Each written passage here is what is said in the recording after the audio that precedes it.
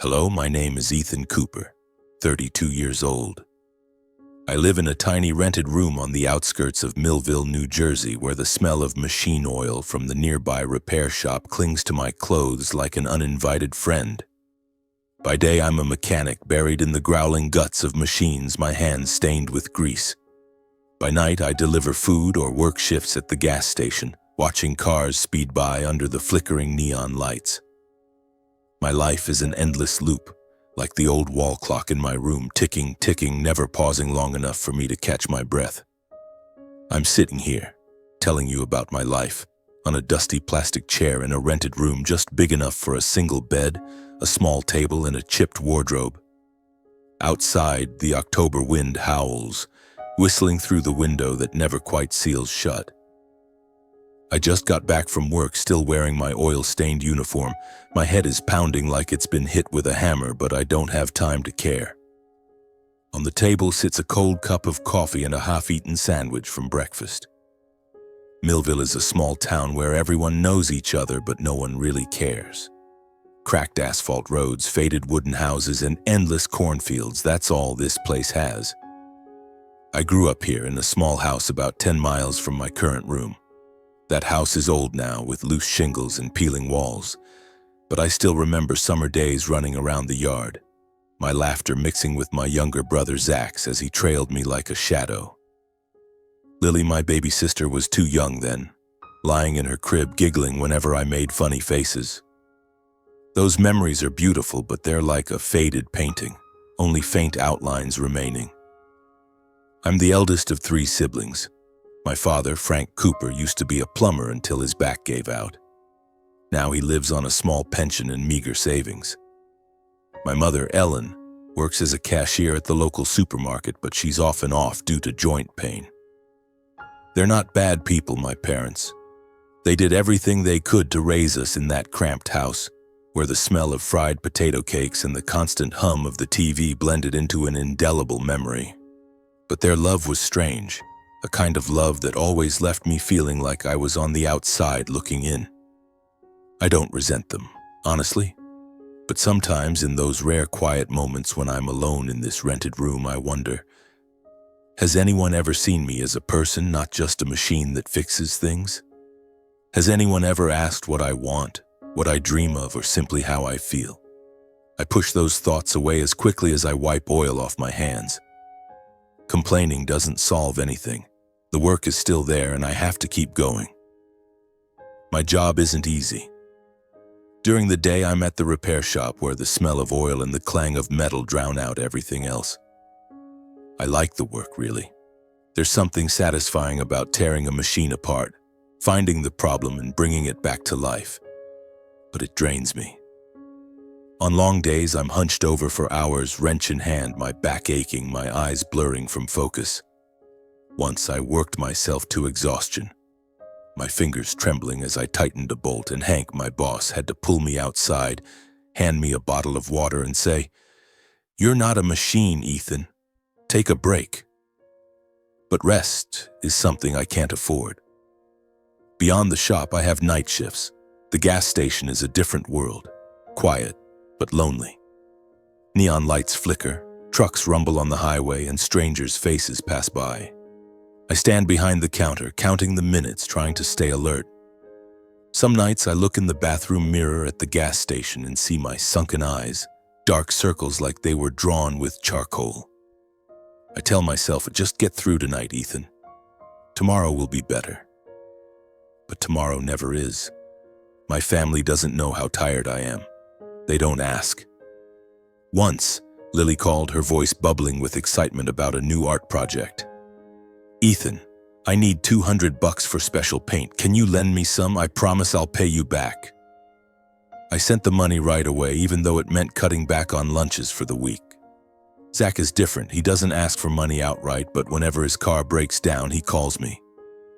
"Ethan, can you fix this car? I've got an important client meeting this week." I drive over, work until midnight to get it running, and Zach just slaps my shoulder, says, "Thanks, you're a lifesaver," and speeds off, never looking back. I used to think that if I kept helping, one day they'd notice. One day my parents would look at me and say, "Ethan, you've done so well." But that day never came. Instead, they praised Zach for his vision and Lily for her talent. Me? I'm the logistics guy, the faint shadow in the background keeping everything running. My health started failing a few months ago. The headaches got worse, like someone was hammering my temples. I'm constantly exhausted, even though I try to drink coffee and eat better. Once I nearly collapsed while fixing an excavator, my hands shaking so badly I dropped my wrench. Hank looked at me, worried. "You okay, Ethan? You look like you're about to keel over." I laughed it off, said, "Just tired, I'm fine." But I knew I wasn't. I could feel my body betraying me bit by bit. I hide my illness. I don't want my family to worry, or rather I don't want them to see me as a burden. I take painkillers, try to sleep more on the rare days off, but it doesn't help much. Every morning I look in the mirror and see a 32-year-old man who looks over 40. My skin is ashen, my eyes dull, and my smile, if I even remember how to smile, disappeared long ago. That day was a Friday, one I'll never forget. I started my morning shift at the repair shop as usual. The excavator I'd been working on all week still wouldn't start, and Hank was losing patience. "Ethan, you've got to get this fixed by the end of the week," he growled, pointing at the heap of metal like it was my fault. I nodded, bent over to work, sweat dripping down my forehead despite the cold. The headache came back, worse this time, like someone was drilling into my temples. I swallowed 2 more ibuprofen, hoping it would help. At noon, my phone buzzed. It was my mom. "Ethan, can you come fix the washing machine? It's broken again." I sighed, said I'd come after my shift. But before hanging up, she added, "Oh, Zach just closed a big house sale. We're having a dinner tonight to celebrate. You'll come, right?" I nodded, though I knew I wouldn't have time. I hung up, feeling like a rock was crushing my chest. A party for Zach. Once again, I was just the guy who fixes the washing machine. Late that evening, I drove to my parents' house, toolbox in hand. The house was the same as ever, but every time I stepped inside, I felt smaller. My parents were in the living room laughing with Zach. Lily sat in the corner, scrolling on her phone, earbuds in. No one noticed me come in. I quietly went to the laundry room, took apart the washing machine, and found the problem: a clogged hose. I fixed it in under an hour, wiped my hands on a dirty rag, and walked back to the living room. "Washer's done," I said. My mom nodded. "Thanks, Ethan." Zach didn't even look up from his story about a client. Lily gave a half smile, then went back to her phone. I stood there looking at my family, feeling like a stranger. I wanted to say something, to scream that I was tired, that I needed to be seen, to be heard. But I didn't. I just nodded, grabbed my toolbox, and left. As the door closed behind me, I heard their laughter, as if I'd never been there. On the drive home, the headache returned, worse than ever. I pulled over, rested my head on the steering wheel, and tried to breathe. My hands were shaking, and for a moment I thought I couldn't go on. But I took a deep breath, started the car, and drove back to my room. I didn't know that just a few days later everything would collapse, and I'd have to face the brutal truth about my family, myself, and my life. I never thought of myself as someone who'd break easily. For 32 years I've lived like a machine, fixing, supporting, carrying the load, never stopping. But my body, it turns out, isn't made of steel. It betrayed me on a cold Tuesday night under the neon lights of the gas station when everything went dark and I collapsed, unable to comprehend what was happening. That night started like any other. I stood behind the counter, counting change, listening to the rumble of trucks on the highway. The headache had become a constant companion, but tonight it was worse, like someone was pounding my temples with a hammer. I swallowed 2 more ibuprofen, though I knew they'd stopped working. My vision blurred and my hands trembled as I handed a credit card back to a customer. "You okay?" he asked, his voice skeptical. I nodded, forcing a smile. "Fine, just tired." But I wasn't fine. I felt like an old car, engine rattling, on the verge of breaking down. Then it hit like a wave. I was wiping down the counter, trying to stay alert, when a wave of dizziness crashed over me. The room tilted, the radio in the corner warped into a distorted hum, and I could hear my heart pounding in my ears. I gripped the counter, trying to steady myself, but my legs wouldn't obey. "Just sit down," I told myself, but before I could do anything, the floor rushed up and I collapsed. Everything went black. I vaguely heard someone shout, "Call 911," and then nothing. When I woke up, I was in a hospital bed, harsh white light stabbing my eyes. The smell of antiseptic was overpowering, and a steady beeping came from the machines beside me. A nurse stood at the foot of the bed, jotting something on a chart. I tried to sit up, but my body felt like lead. "You're awake," she said softly. "Don't move too much. You passed out at the gas station. We're running tests." Panic hit me, but not for myself. I thought about work. Hank would lose it if I didn't finish fixing that excavator. Who'd cover the gas station shift tonight? And money, I didn't have good insurance. How would I pay for this? I asked the nurse, my voice hoarse. "How long do I have to stay here?" She smiled, but her eyes were worried. "The doctor will talk to you soon. Just rest for now." The doctor came a few hours later, a middle-aged man with round glasses and a calm voice. He sat beside my bed holding a stack of charts. "Ethan, I'm Dr. Patel. We have your test results. You're in acute kidney failure. Your kidneys are functioning very poorly and you need to start dialysis immediately." I stared at him, my mind blank. Kidney failure? I didn't understand. I was only 32. I was healthy. Or at least I thought I was. "Dialysis?" I repeated, my voice weak. Dr. Patel explained slowly, as if he knew I was reeling. My kidneys had been failing for a while, likely from overwork, poor diet, and chronic stress. Without regular dialysis, I wouldn't last long. And within a year, I'd need a kidney transplant, or I'd die.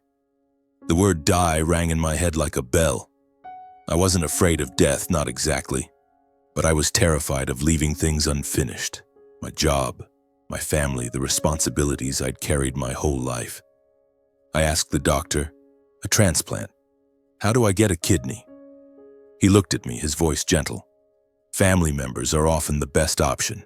They can be tested for compatibility. If that doesn't work, you'll be put on a waiting list, but it could take years." Family. The word tightened my chest. I thought of my parents, Zach, Lily. Surely they'd help me. They were my family. They had to help, right? I was moved to a shared hospital room where 4 other patients lay, each with their own story. Holding my phone with trembling hands, I called my mom. The phone rang endlessly, but no one answered.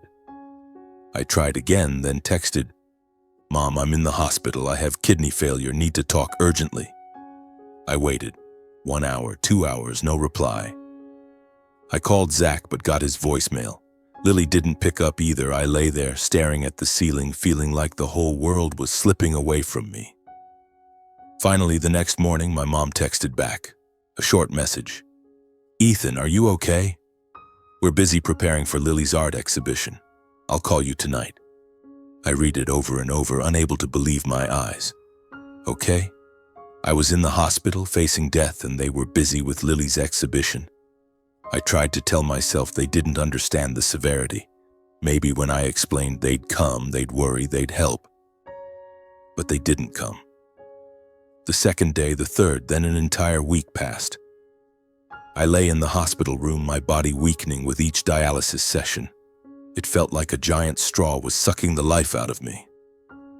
The dialysis machine hummed beside me, and every time the needle pierced my arm, I clenched my teeth to keep from screaming. I waited for my family, but all I got were a few half-hearted texts. Zach sent one. "Hang in there, bro, busy with client meetings." Lily wrote, "Ethan, I'm so worried, but I'm preparing for my exhibition. I'll visit next week." My parents didn't send anything else. I started checking social media, though I knew I shouldn't. Zach posted a photo of himself on a Miami beach, grinning brightly next to a stranger, captioned, "Life is for living." Lily shared pictures of her exhibition. Her scribbled paintings hung in a small gallery with the status, "Dreams are coming true." I stared at those photos, my hand gripping the phone tightly, feeling like someone was crushing my heart. They were living, laughing, dreaming, while I lay here alone, fighting to survive.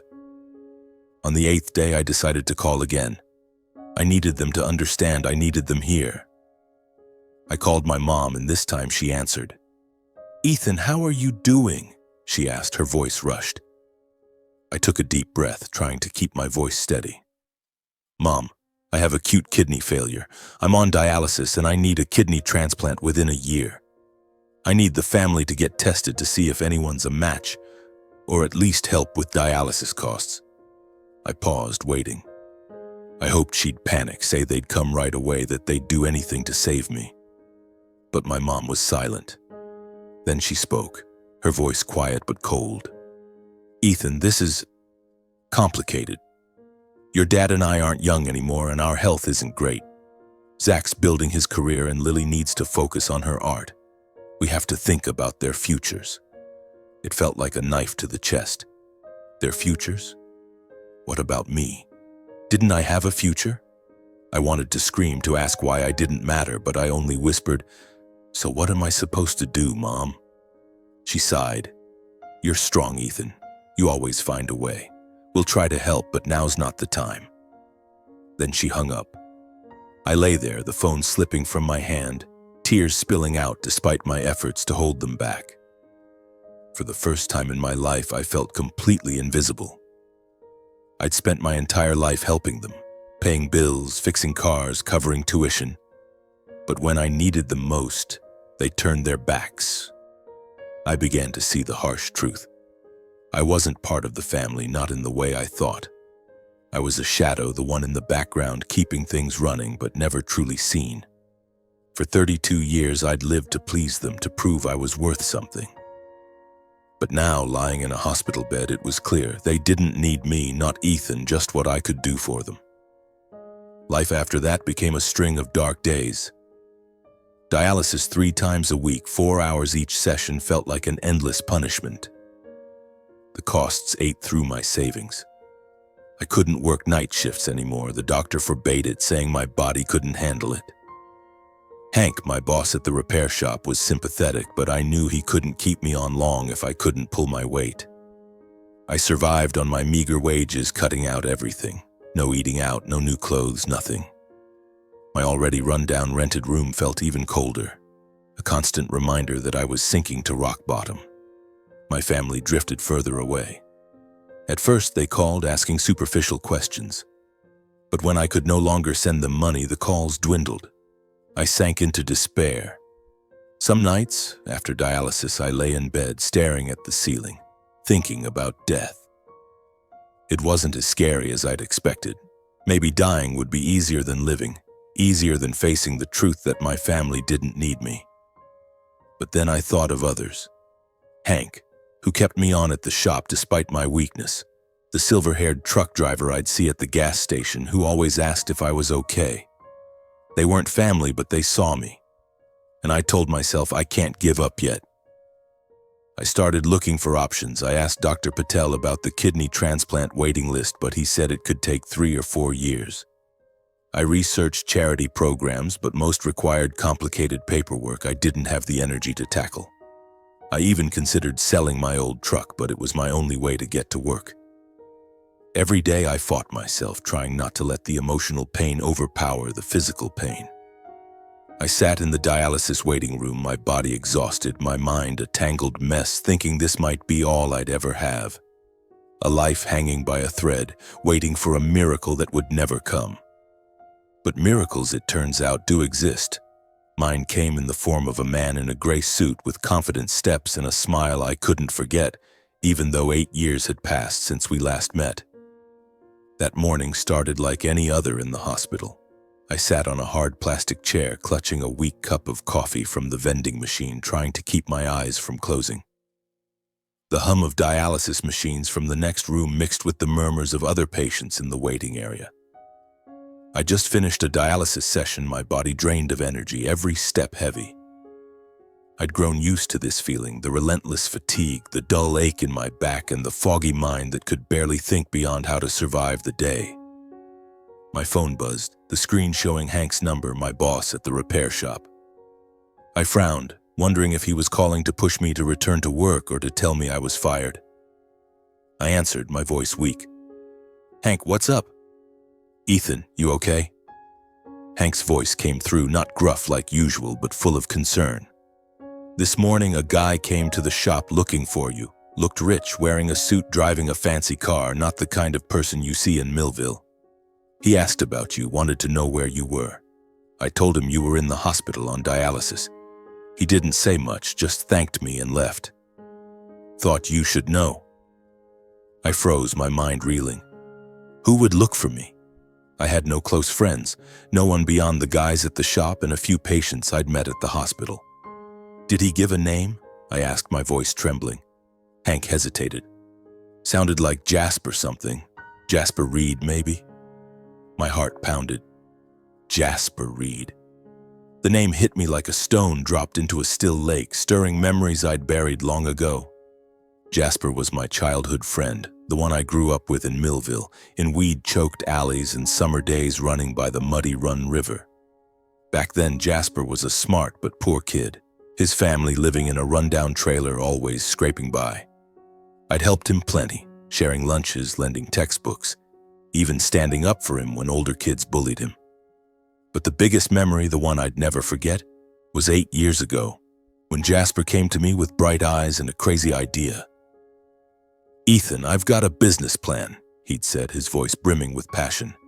"A tech app to connect small businesses with local customers. I just need startup capital.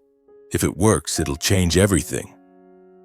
I looked at Jasper, saw the determination in his eyes, and I believed in him. I emptied my savings, the money I'd set aside for an old car, and even borrowed from a few friends to lend him $7,000. "You'll do it," I said, clapping his shoulder. "I believe in you."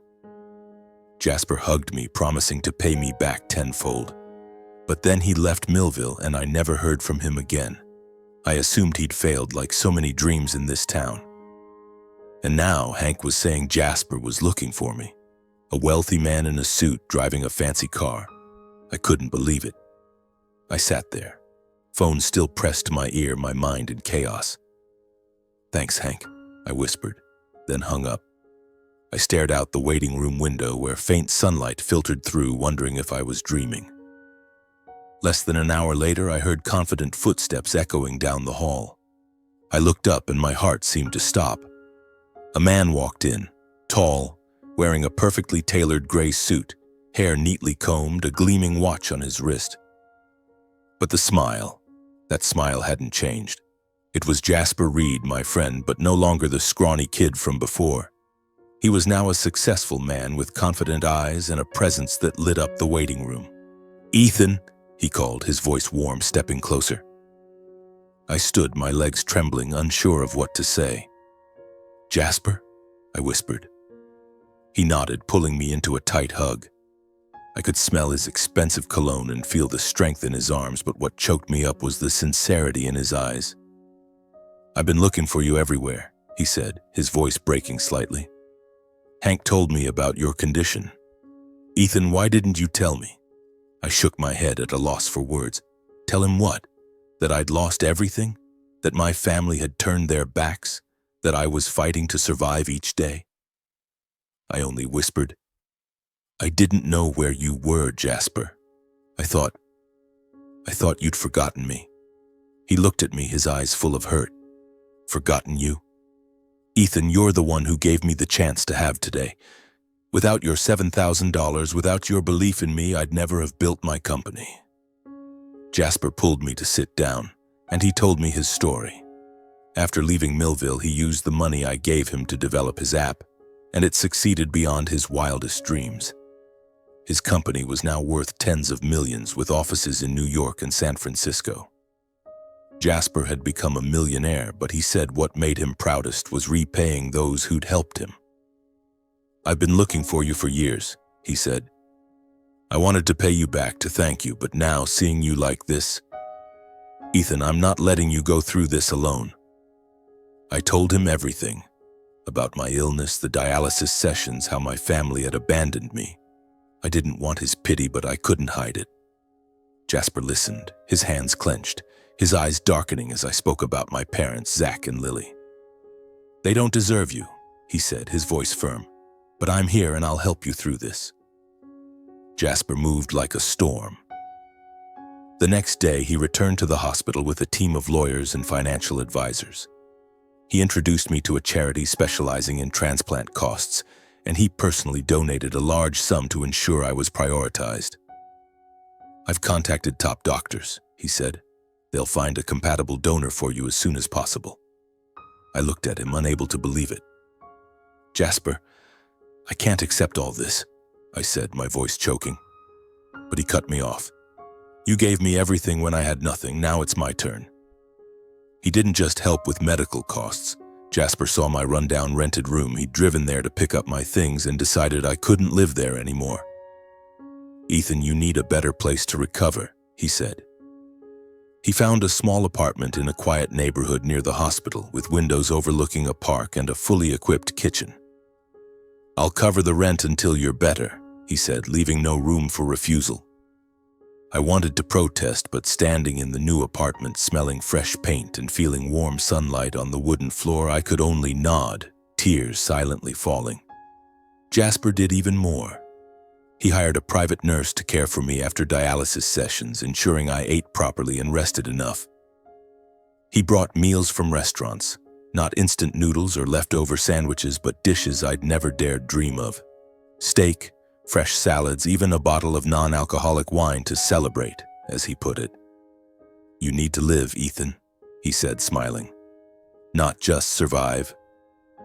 In the new apartment, I started to feel a change. I met neighbors, not patients, but regular people with simple stories. There was Sarah, a retired teacher who brought over homemade cookies.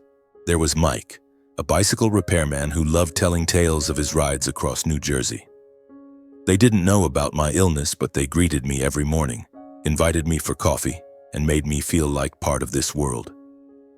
Jasper visited on weekends, shedding his suit, sitting on my small sofa, and we talked like old times. He shared stories of his early startup days, near bankruptcies, and how he always thought of me when things took off. "You were the first to believe in me," he said, his eyes shining.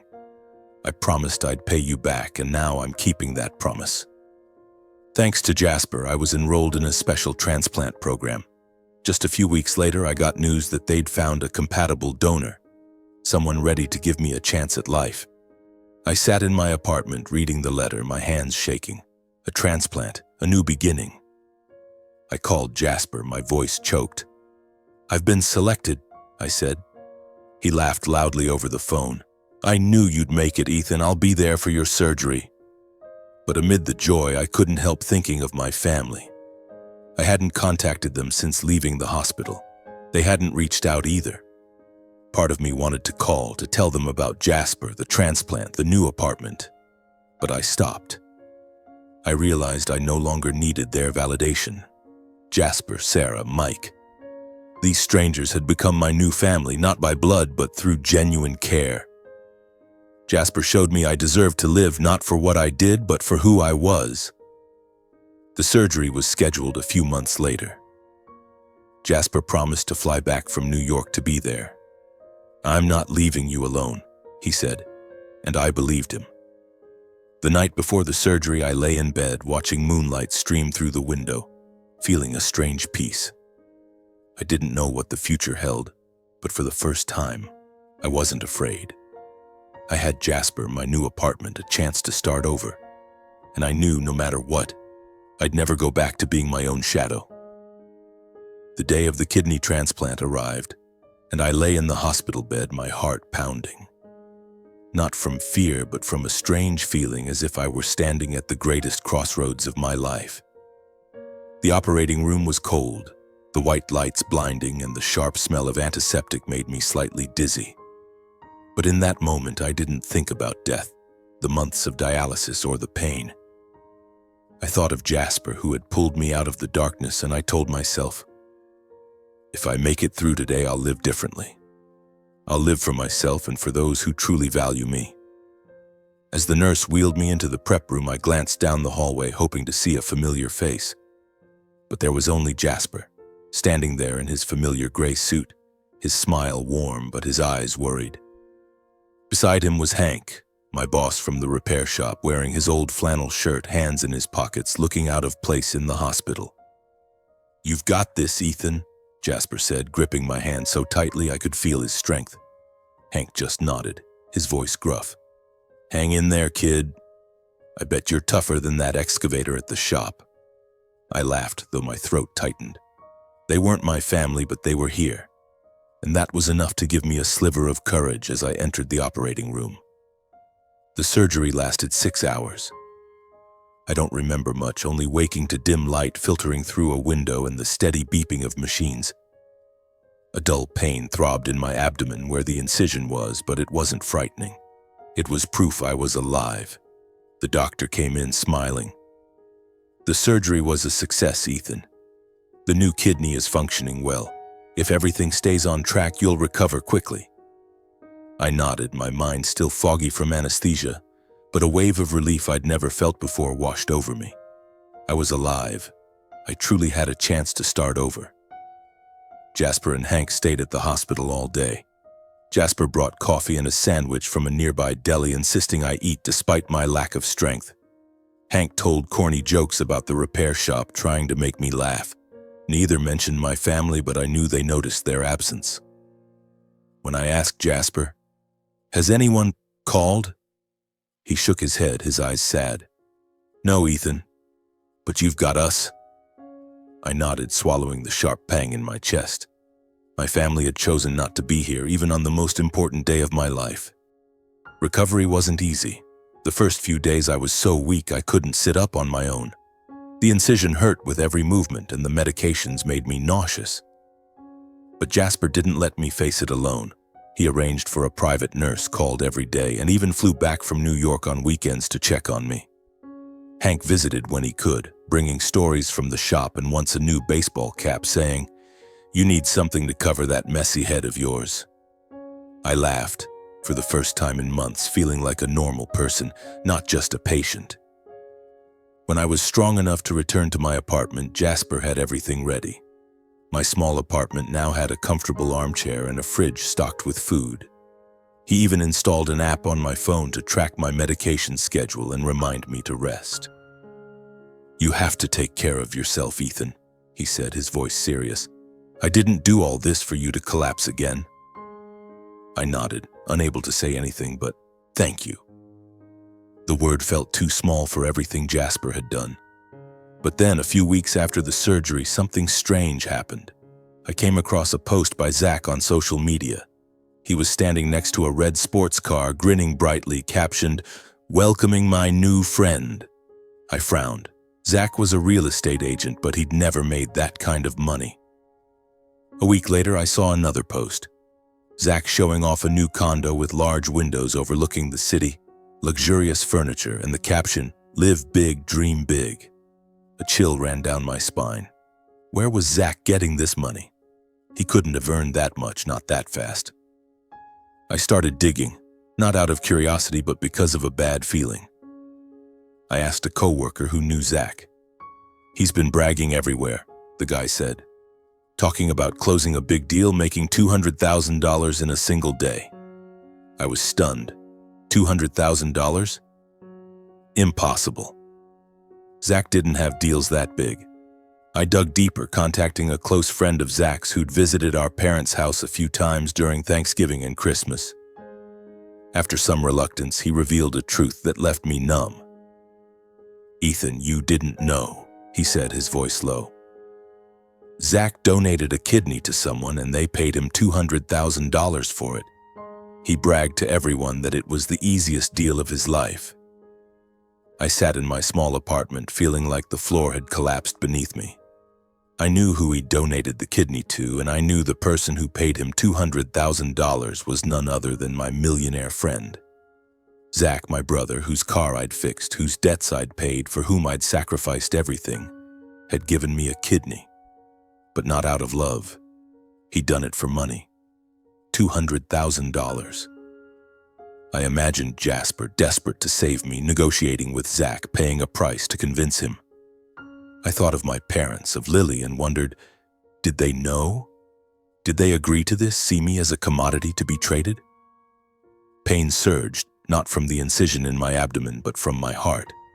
I'd known my family was selfish, but this was the final blow. Zach hadn't donated his kidney out of love, but because Jasper paid him. He'd turned my life into a transaction. I wanted to scream, to call and confront him, to ask how he could treat me this way. But I didn't. I just sat there, hands clenched, tears silently falling. I called Jasper that night. "Why didn't you tell me?" I asked, my voice trembling. He was silent for a moment, then sighed. "I didn't want to hurt you, Ethan. I begged your family, but they refused. Zach was the only one who agreed, but he demanded money. I had no choice. I just wanted you to live." Gratitude and pain intertwined within me. I was more grateful to Jasper than ever. He hadn't just given me a kidney, but a chance to see the truth about my family. But that truth hurt more than any incision. I didn't blame Jasper. He'd done everything for me, even stooping to negotiate with Zach. But I couldn't forgive my family. Not this time. I decided to change. After fully recovering, I quit my job at the repair shop. Hank didn't object. He understood. "You deserve better, Ethan," he said, clapping my shoulder.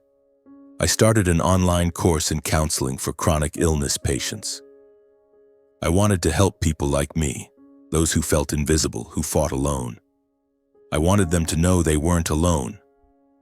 I wrote one letter to my family just once. "I forgive, but I don't forget," I wrote. "Thank you for showing me I need to live for myself." I sent it and cut off all contact. I didn't want explanations or apologies. They'd chosen their path and I'd chosen mine. Jasper stayed by my side. He invested in a small project of mine, an online support group for kidney failure patients. "You'll do great, Ethan," he said, echoing the words I'd told him 8 years ago. And for the first time, I believed in myself. For the first time, I saw a future beyond dialysis sessions, exhausting shifts, or sacrificing for others. I saw a new Ethan, no longer a shadow, but a man with dreams and purpose.